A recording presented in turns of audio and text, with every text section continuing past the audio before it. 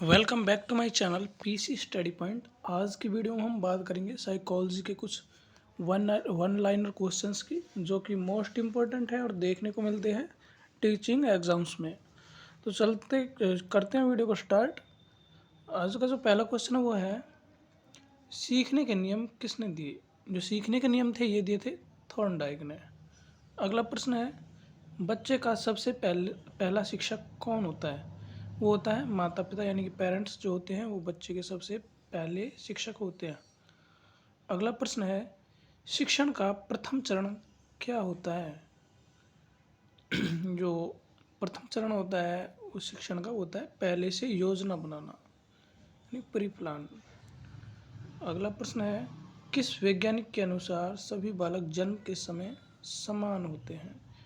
यानी कि ये बात किसने कही थी कि जब बच्चे का जन्म होता है तो सभी बच्चे समान होते हैं? ये कहा था वॉटसन ने, जेबी वॉटसन ने। अगला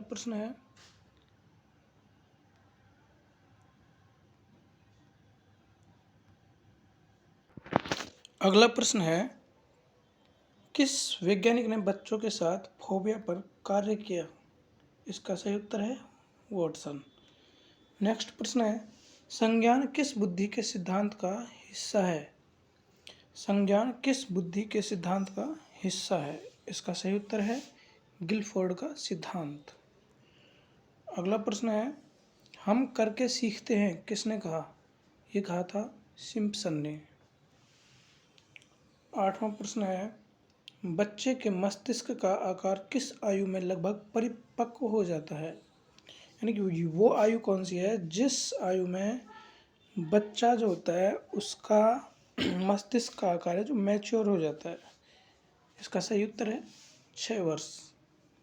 अगला प्रश्न, किसी कक्षा में सर्वाधिक महत्वपूर्ण स्थान किसका होता है? यानी कि जो एक कक्षा कक्ष होता है उसमें सबसे महत्वपूर्ण स्थान किसका होता है? अध्यापक का, छात्र का, या फिर किताबों का? इसका जो सही उत्तर है वो है छात्र का। जो एक कक्षा कक्ष होता है उसमें सबसे महत्वपूर्ण होता है बच्चा, यानी कि छात्र। अगला प्रश्न है, प्राथमिक स्तर पर शिक्षा का माध्यम क्या होना चाहिए? यानी कि वो कौन सी लैंग्वेज होनी चाहिए प्राथमिक स्तर पर जिसमें बच्चों को अच्छे तरीके से पढ़ाया जा सके? तो वो है मातृभाषा। मदर टंग जो होती है उसमें बच्चा कंसेप्ट्स को बहुत जल्दी सीख पाता है। अगला प्रश्न है, छात्रों को स्कूल में गेम क्यों खेलना चाहिए? इसका सही उत्तर है, यह सहयोग और शारीरिक संतुलन विकसित करता है।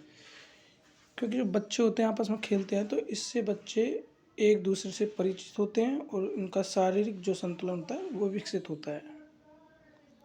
अगला प्रश्न है, आधुनिक मनोविज्ञान के जनक कौन माने जाते हैं? सही उत्तर है इसका विलियम जेम्स। विलियम जेम्स जो है इन्हें आधुनिक मनोविज्ञान का जनक माना जाता है। अगला प्रश्न है, भारत में प्रथम मनोवैज्ञानिक प्रयोगशाला कहाँ स्थापित की गई थी? सही उत्तर है कोलकाता में। नेक्स्ट प्रश्न, शिक्षा में किंडरगार्टन विधि के जन्मदाता कौन थे? इसका सही उत्तर है फ्रोबेल। फ्रोबेल जो थे इन्होंने किंडरगार्टन विधि के जन्मदाता थे। इन्होंने किंडरगार्टन विधि का निर्माण किया था। अगला प्रश्न है, विशिष्ट बालक का संबंध किस स्तर से है? विशिष्ट जो बच्चे होते हैं उसका संबंध किस स्तर से है? बुद्धि स्तर से।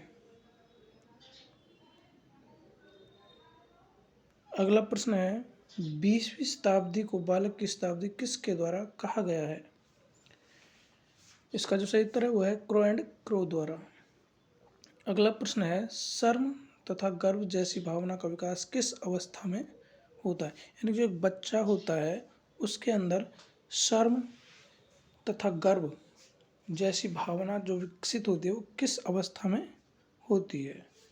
इसका सही उत्तर है बाल्यावस्था। बाल्यावस्था में बच्चे के अंदर शाइनेस एंड प्राउड जैसी फीलिंगें विकसित हो जाती है।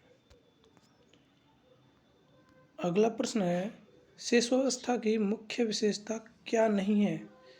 यानी जो शेषावस्था जो होती है बच्चे की, उसकी कौन सी विशेषता नहीं होती, यानी चिंतन प्रक्रिया। क्योंकि बच्चा जो होता है शेषावस्था में वो छोटा होता है, तो बच्चा जो छोटा होता है वो चिंतन तो कर नहीं सकता ना, इसलिए इसका उत्तर है चिंतन प्रक्रिया जो है शेषावस्था में नहीं होती है।